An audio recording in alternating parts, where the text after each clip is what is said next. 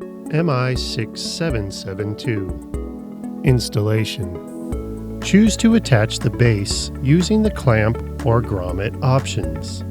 Line the base up on the desk, then, using the provided Allen key, tighten the topside base screw. Now the base is secured to the desk.